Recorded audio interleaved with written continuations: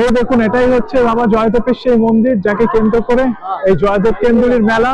সত্যি এখনো পর্যন্ত জীবনে আমি অনেক মেলা দেখেছি, কিন্তু এত বড় মেলা আর এই ভিড় আজকের আগে আমি কোনোদিন দেখিনি।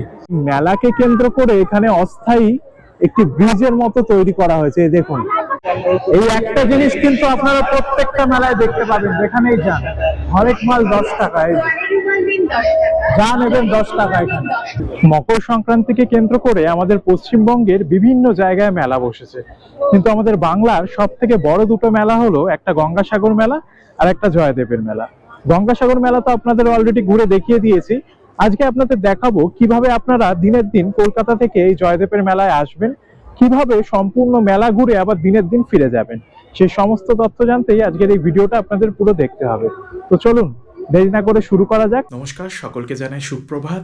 এখন ঘড়িতে সময় বলছে মোটামুটি ভোর 4:30।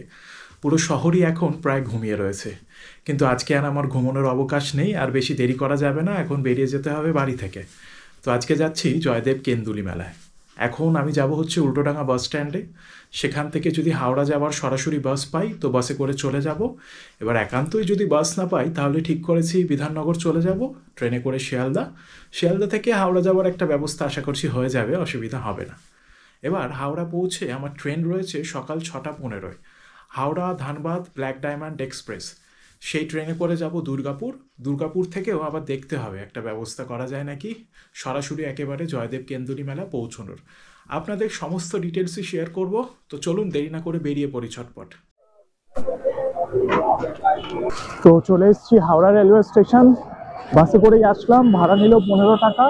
সকালের রাস্তা যেহেতু খালি ছিল তাই মোটামুটি 20-25 মিনিট মতো সময় লাগলো। একেবারে হাওড়া রেলওয়ে স্টেশন চলে এসেছি, এখনো হাতে কিছুটা সময় রয়েছে, আস্তে আস্তে প্ল্যাটফর্মের দিকে এগোবো। এইবার আপনাদের কলকাতা শহরের একটা নাগরিক যন্ত্রণার কথা বলি। আমি এটা মোটামুটি ছোট থেকেই দেখছি। ব্যাপার হচ্ছে যে রাত 9টার পর থেকে এখানে সেভাবে আর সরকারি বাস টাস কিছু পাওয়া যায় না। ভোরবেলাও যে খুব একটা পাওয়া যায় সেরকম নয়। আমি যেটা পেয়েছিলাম ভীষণই ভিড় ছিল, তাই সেভাবে ভিডিও করতে পারিনি। এবার মেট্রো যেটা চালু হয়েছে হাওড়া শিয়ালদার, সেটা ফার্স্ট মেট্রো মোটামুটি 6:45 নাগাদ। তো যাদের ভোরবেলায় ট্রেন রয়েছে সেই ক্ষেত্রে কিন্তু বেশ খানিকটা অসুবিধায় পড়তে হবে। যাই হোক, সেসব বাদ দিন, এবার আস্তে আস্তে এগোই স্টেশনের দিকে। সকালের হাওড়া স্টেশন দেখুন, একেবারে লোকজনের জমজমাট অবস্থা।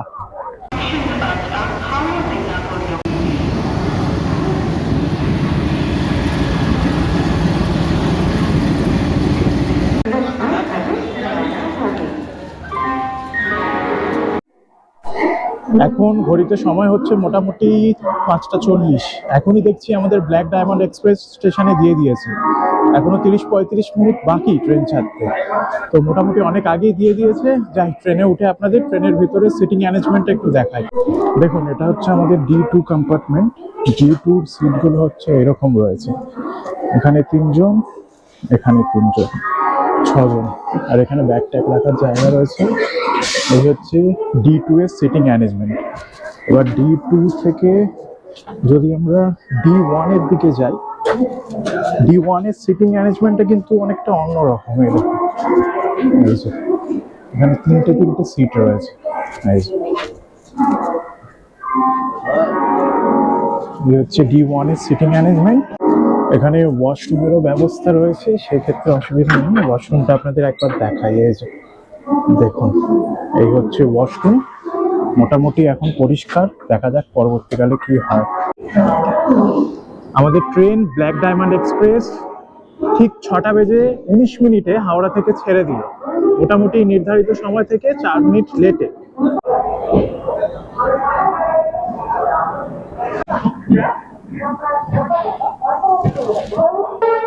22387 Howrah Dhanbad black diamond express সপ্তাহে 7 দিনই হাওড়া থেকে ধানবাদের উদ্দেশ্যে যাতায়াত করে। অনেকে আছেন যারা ডেলি প্যাসেঞ্জারই করেন, তাছাড়া যারা দুর্গাপুর বা মাইথন যাওয়ার জন্য বরাকর যাওয়ার কথা ভাবছেন, এই ট্রেনটা আপনারা দেখতে পারেন। খুব ভালো ট্রেন। আর এই ট্রেনের কোচ পজিশনটা একবার আপনাদের বলে দিই। এই ট্রেনে মোটামুটি সামনের দিক থেকে যদি শুরু করা হয়, 9টা জেনারেল কোচ আছে, তারপর 2টো চেয়ার কার আছে, তারপর 6টা সেকেন্ড সিটিং আছে, তারপর আবার একটা জেনারেল কোচ আছে যেটা মূলত লেডিস। এইবার আপনারা যদি ভাড়ার কথা বলেন, আমি যাচ্ছি হাওড়া থেকে দুর্গাপুর, হাওড়া থেকে দুর্গাপুর জেনারেলের ভাড়া 85 টাকা, সেকেন্ড সিটিং নিচ্ছে হচ্ছে 110 টাকা, যেটা আমি কেটেছি, আর চেয়ার কার হচ্ছে 350 টাকা মতো। এই হচ্ছে ভাড়ার ব্যাপার। হাওড়া থেকে দুর্গাপুরের দূরত্ব 170 কিলোমিটার মতো। সময় লাগছে এই ব্ল্যাক ডায়মন্ড এক্সপ্রেসে 2 ঘন্টা 32 মিনিট। সকাল 6:15-তে ছেড়ে ওখানে ওই 9টা নাগাদ পৌঁছানোর কথা। এখন দেখি কখন পৌঁছায়। শুরু থেকেই তো মোটামুটি লেট করা শুরু করে দিয়েছে। হাওড়া থেকে দুর্গাপুরের মাঝে মোটামুটি আমাদের 5টা ইন্টারমিডিয়েট স্টেশন পড়বে। হাওড়ার পর এই ট্রেন আবার দাঁড়াবে শেওড়াফুলি, তারপর ব্যান্ডেল, তারপর বর্ধমান, তারপর মানকর, তারপর পানাগড়, তারপর একেবারে দুর্গাপুর। ওই 1-2 মিনিট করে দাঁড়াবে আর কি।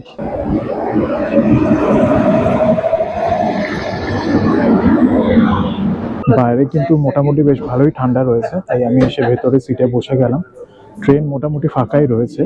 আপনারা চাইলে জেনারেলেও যেতে পারেন, কিন্তু সেই ক্ষেত্রে ভিড় অনেক বেশি হবে। আমি বলবো তাড়াতাড়ি চলে আসুন যদি জেনারেলে যেতে চান, অথবা রিজার্ভেশন করেও নিতে পারেন। ভাড়া সেই ক্ষেত্রে কিন্তু খুব বেশি একটা পড়বে না।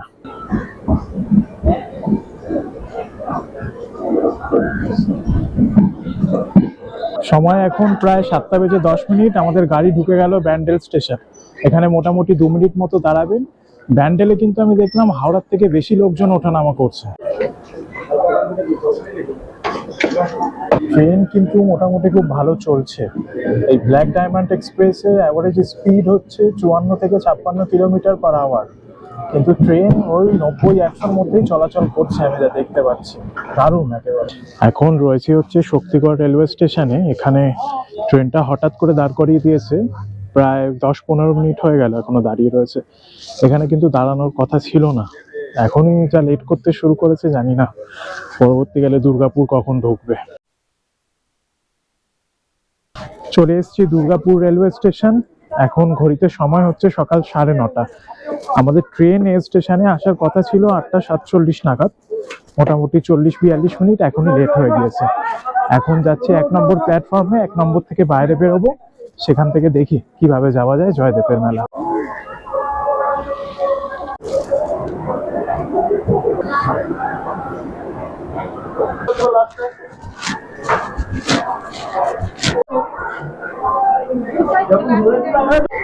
চলে আসলাম দুর্গাপুর স্টেশনের একেবারে বাইরের দিকটায়।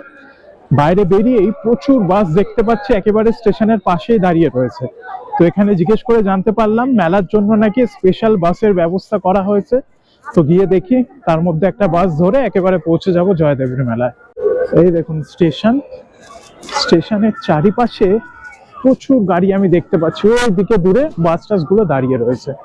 ওই দেখুন, এই যে স্টেশন থেকে বেরোলাম, বেরিয়ে রাস্তাটা ধরে এসে এই হচ্ছে মেন বাস স্ট্যান্ড। আর এইখানে বাসের জন্য লাইন করেছে, দেখুন বিশাল লাইন। এই লাইন দিয়ে এসে আপনাদের মেলায় যাওয়ার বাস ধরতে হবে। এই যে লাইনে দাঁড়িয়ে পড়েছি এসে। এই লাইন দিয়ে কিন্তু আজকে বাস ধরতে হচ্ছে। ব্যাপার হচ্ছে আপনারা লাইনে দাঁড়াবেন, একের পর এক বাস আসবে। ওরা লোক আছে বাস স্ট্যান্ডে, ওরা এসে আপনাদের বাসে তুলে দেবে। এই লাইন দেখুন, বাসে মোটামুটি ফাঁকাই আছে, তবে বেশিরভাগ যাত্রী রয়েছেন মেলায় যাওয়ার। স্টেশনের বাইরেই কিন্তু ছোট বড় প্রচুর দোকান রয়েছে। আপনারা চাইলে সকালের খাবার দাবার সেখানে খেয়ে নিতে পারেন। আমার হাতে খুব বেশি সময় নেই, আমি আজকে আবার বাড়ি ফিরে যাব, তাই আর খাওয়া দাওয়া এখন করলাম না। আপাতত মেলায় যাই, মেলায় গিয়ে দেখি। বাসে উঠে পড়েছি। বাসে কিন্তু ওনারা লাইন করে তুলছেন, আর দাঁড়িয়ে যাওয়ার কোনো ব্যাপারই নেই। যতগুলো সিট রয়েছে ততজন প্যাসেঞ্জার উঠছে এক এক করে, তাই আপনারা সিটও পেয়ে যাবেন, সেই ক্ষেত্রে অসুবিধা কিছু হবে না। এই দুর্গাপুর রেলওয়ে স্টেশন থেকে জয়দেব কেন্দুলি যে মেলা হচ্ছে, এই মেলার দূরত্ব মোটামুটি 26 কিলোমিটার মতো। আর বাসে করে সময় লাগবে কম বেশি 45 মিনিট থেকে 1 ঘন্টা। বাসের ভাড়া হচ্ছে 40 টাকা। এখনো টিকিট কাটেনি, একটু পরে এসে টিকিট কেটে নিয়ে যাবেন ওনারা।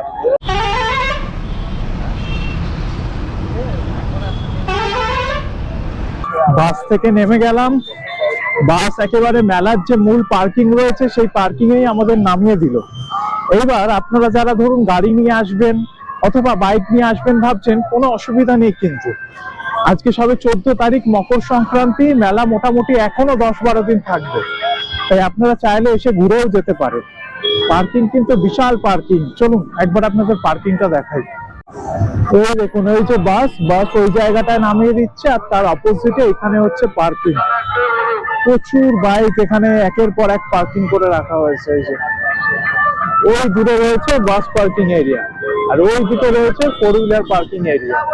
বাস আমাকে যে পার্কিং এ নামিয়ে দিল, আমি জিজ্ঞেস করে জানতে পারলাম বাস পার্কিং এ গিয়ে কিন্তু দুর্গাপুর স্টেশনে যাওয়ার বাস আমাকে আবার ধরতে হবে। তাই চলুন মেলাটা ঘুরে আপনাদের একবার দেখাই, তারপর আবার এখানে চলে আসবো বাস ধরতে। এই দেখুন এই হচ্ছে জয়দেবের মেলা 2026-এর প্রথম দৃশ্য। ভিড় মানে একেবারে পাগল করা ভিড়। একেবারে মেলাতে প্রবেশ করার পরই দেখতে পাচ্ছি এরকম কিছু কিছু লোক চাল আর আলু নিয়ে বসে আছেন, মানে সবাই দান করছে আর কি। এই যে চাল আলু দান করছে, প্রচুর লোক এরকম লাইন দিয়ে বসে আছে পরপর। জয়দেবের মেলা হচ্ছে আমাদের এই বঙ্গীয় সংস্কৃতির অত্যন্ত প্রাচীন একটি মেলা। বছরের পর বছর ধরে এই মেলা কিন্তু অনুষ্ঠিত হয়েই চলেছে। প্রতি বছর মকর সংক্রান্তির সময় এইখানে যে অজয় নদী রয়েছে, সেই অজয় নদীতে পুণ্য স্নান করার মাধ্যমে প্রচুর ভক্ত পুণ্য অর্জন করে থাকেন। আজও এসছেন প্রচুর ভক্ত, আপনাদের দেখাবো। সেই পারে যাওয়ার অবস্থা কিন্তু মোটামুটি নেই, এত ভিড় হয়ে গেছে। এখন ভোরবেলা থেকে স্নান অলরেডি শুরু হয়ে গিয়েছে, আর এখনো লোক আসতেই রয়েছেন। 13 তারিখ থেকে মেলা শুরু হয়েছে, মোটামুটি 20-22 তারিখ অব্দি চলবে আমি যা খবর পেলাম। এই দেখুন এইখানে আবার মূর্তি দেখতে পাচ্ছি, মা কালীর মূর্তি রয়েছেন। ওটা মনে হয় শ্রী চৈতন্য আর রাধা কৃষ্ণের মূর্তি।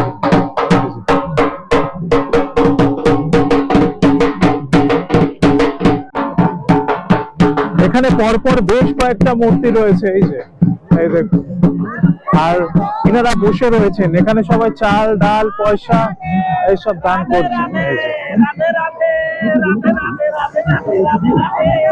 এই দেখুন এখান থেকে একবার ভিড়টা বোঝার চেষ্টা করুন, প্রচুর ভিড়।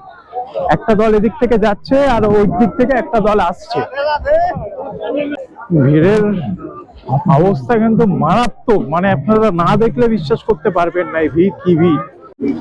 এই দেখুন এই হচ্ছে সেই অজয় নদী, আর ওই দিকে প্রচুর ভক্ত রয়েছেন যারা অলরেডি স্নান শুরু করে দিয়েছেন। প্রচুর মানে কাতারে কাতারে মানুষ আর কি। ওইদিকে আবার বোটিংও হচ্ছে। ওই দিকে এই পারেও লোকজন স্নান করছেন, মেন স্নানটা ওই পারেই হচ্ছে। এবার ওই পারে যাওয়ার চেষ্টা করি, চলুন। আপনারা যারা আসবেন ভাবছেন এই জয়দেবের মেলায়, এখানে কিন্তু আপনাদের মোটামুটি দিনের দিন ঘুরেই চলে যেতে হবে। এখানে থাকার সেরকম ব্যবস্থা আমি দেখতে পেলাম না। মোটামুটি যাই আছে সব ডে ট্যুর করে বেরিয়ে যেতে হবে। সকালে ট্রেন ধরে আসুন, ঘুরুন ফিরুন, বিকেল বেলা দুপুর বেলা প্রচুর ফেরার ট্রেন রয়েছে, যে কোনো একটা ট্রেন ধরে বাড়ি চলে যান আবার। এই আপনাদের করতে হবে আর কি। মেলাকে কেন্দ্র করে এখানে অস্থায়ী একটি ব্রিজের মতো তৈরি করা হয়েছে। দেখুন বালি ফেলে মাটি ইট ফেলে এটা একটা অস্থায়ী বাঁধ দিয়ে ব্রিজ তৈরি করা হয়েছে। এই যে প্রচুর স্নানের ঘাট ছোট ছোট তৈরি করা হয়েছে। এই দেখুন বালি দিয়ে অস্থায়ী এরকম ব্রিজ তৈরি করা হয়েছে, মানে কুম্ভ মেলায় যেরকম ব্রিজ তৈরি করা হয় না, ওইরকম অনেকটা। পাথর বালি ইট দিয়ে তৈরি করা হয়েছে। এই যে আর এইরকম ছোট ছোট প্রচুর স্নানের ঘাট তৈরি করা হয়েছে। এখানে একটা ঘাট রয়েছে, ওইদিকে একটা ঘাট রয়েছে, এইদিকে 2-3টে ঘাট রয়েছে, প্রচুর এরকম ঘাট রয়েছে। জয়দেবের মেলা মানেই হচ্ছে অজয় নদীতে পুণ্য স্নান করা, তারপর বাউলের আখড়ায় বসে কীর্তন শোনা, আর তারপর এই যে জয়দেবের মেলা রয়েছে এই মেলায় বসে ভোগ খাওয়া। এর মাধ্যমেই কিন্তু লোকজন এখানে এই যে মকর সংক্রান্তি হয়, এই মকর সংক্রান্তি পালন করে থাকে।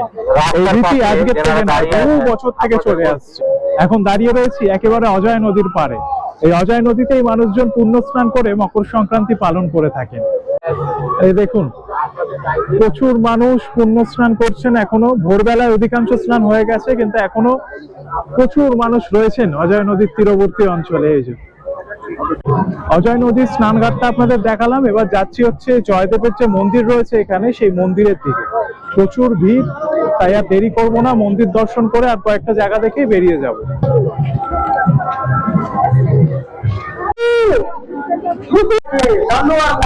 চলে এসছি জয়দেবের যে মন্দির রয়েছে, জয়দেব বাবা বলেই তাকে এখানে সম্বোধন করা হচ্ছে। সেই জয়দেব বাবার মন্দিরের একদম সামনে, কিন্তু আজকে এত ভিড় আমার পক্ষে আর মন্দিরের ভেতর গিয়ে দর্শন করা সম্ভব না। দেখুন প্রচুর ভিড় আজকে। এই লাইন এখান দিয়ে ঘুরে ঘুরে সেই লাইন দিতে হবে। এই হচ্ছে মেন মন্দির। মন্দিরটা একবার আপনাদের সামনে থেকে দেখিয়ে নিয়ে আসি, চলুন।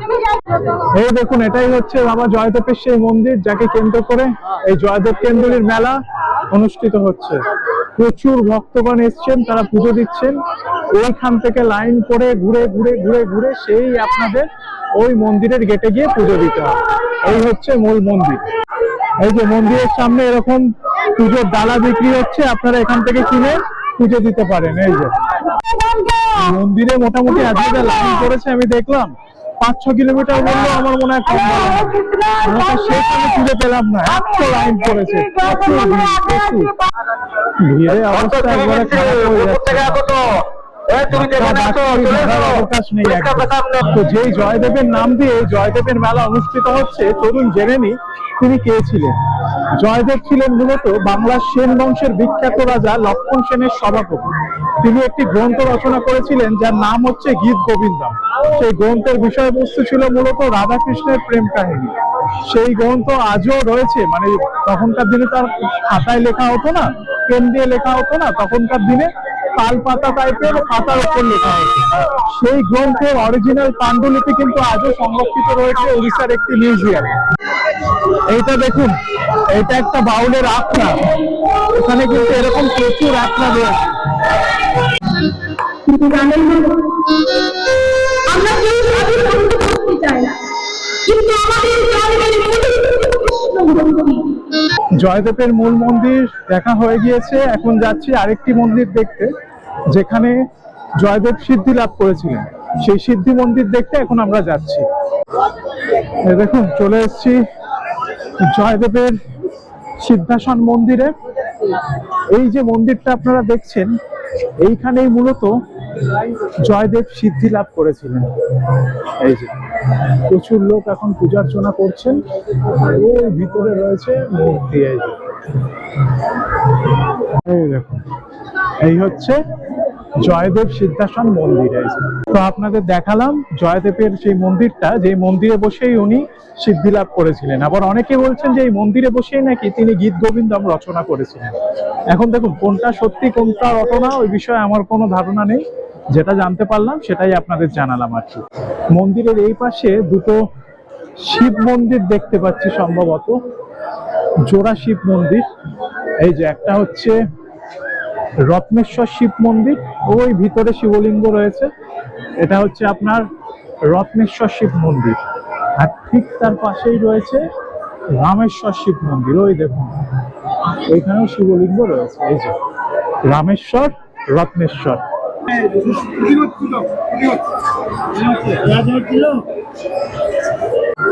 এখানে আবার জয়দেবের চরণ ধোয়া পাথর রয়েছে। এই যে দেখি কি ব্যাপার, এইটাই মনে হচ্ছে সেই পাথর, জয়দেবের চরণ ধোয়া পাথর। এই যে, আর ওইদিকে একটা শিবলিঙ্গও রয়েছে।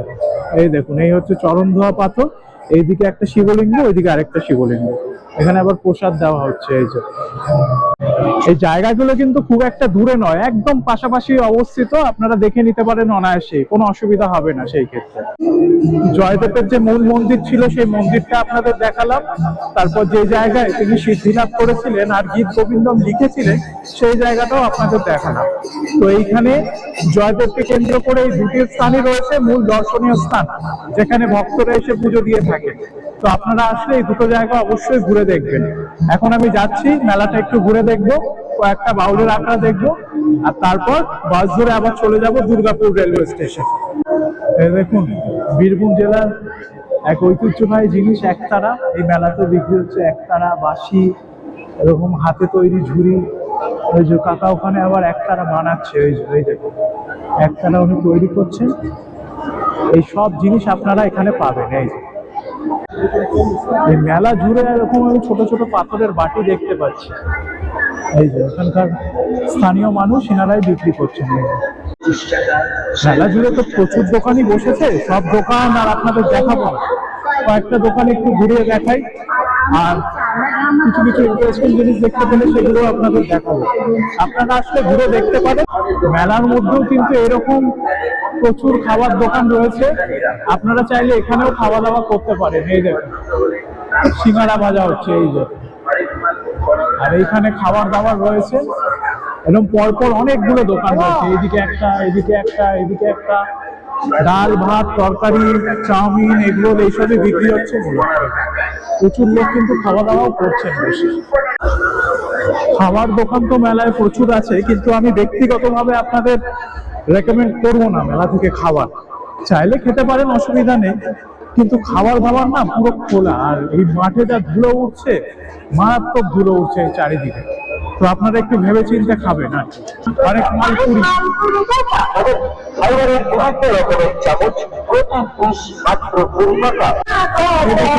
একটা বাউলের আপনার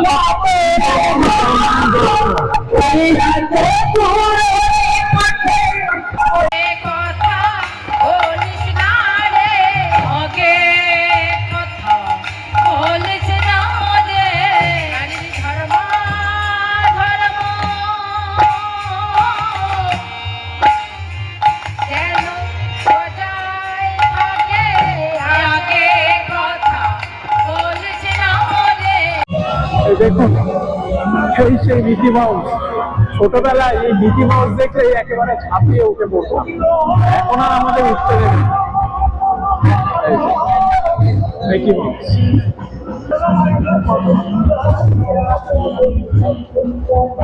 এই দেখুন এইখানে নাগরদোলার ব্যবস্থাও রয়েছে।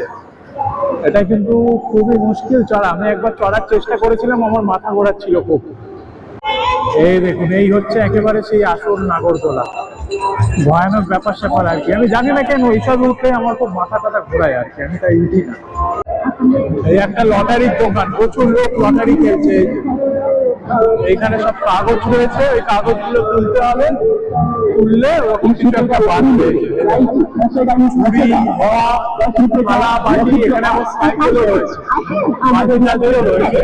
এই লটারি খেলাগুলো আমি দেখেছি, জানেন তো, বেশিরভাগ মানুষ ওই ঝুড়ি বাটি পেন চাবি রিং এইসব ছাড়া আর কেউ কিন্তু কিছু যেতে না, মানে এটা ওদের একটা ব্যবসা মনে হয় আর কি। এই দেখুন, এতক্ষণ এই দোকানই আমি খুঁজছিলাম। এই একদম গরম গরম জিলিপি ভাজা হচ্ছে, এই দাদা একদম গরম গরম জিলিপি ভাজছেন, আর তার ঠিক পাশে রয়েছে একদম মালপোয়া। একদিকে জিলিপি, একদিকে মালপোয়া, আর এইদিকে রয়েছে সমস্ত ধরনের গজা। এই যে ওদিকে আবার বোঁদে, ও বাপরে বাপ, এটা জমে গেছে একদম মেলা।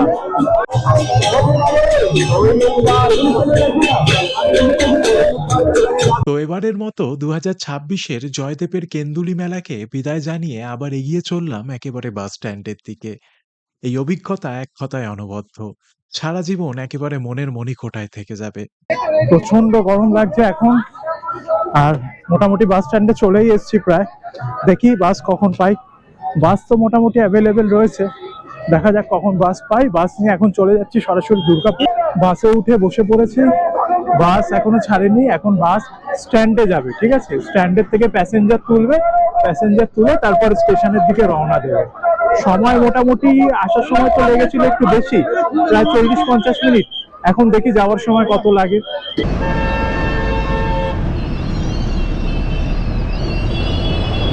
বাসে করে আবার চলে আসলাম দুর্গাপুর স্টেশনের একদম সামনে। সময় মোটামুটি লাগলো ওই 50 মিনিট মতো। এখন সময় হচ্ছে দুপুর 2:30। এবার 2:48 নাগাদ আমার ট্রেন রয়েছে দুর্গাপুর থেকে হাওড়াগামী হুল এক্সপ্রেস। তাই আর বেশি দেরি করবো না, একেবারে স্টেশনে চাই। ট্রেন মোটামুটি টাইমেই রয়েছে আপাতত, এবার দেখি কখন দুর্গাপুরে ঢোকে। তো আজকের আমার এই ছোট্ট ট্যুর এখানেই শেষ করলাম। এই ভিডিওটি আপনাদের কেমন লাগলো অবশ্যই জানাবেন। খুব তাড়াতাড়ি দেখা হচ্ছে পরবর্তী পর্বে।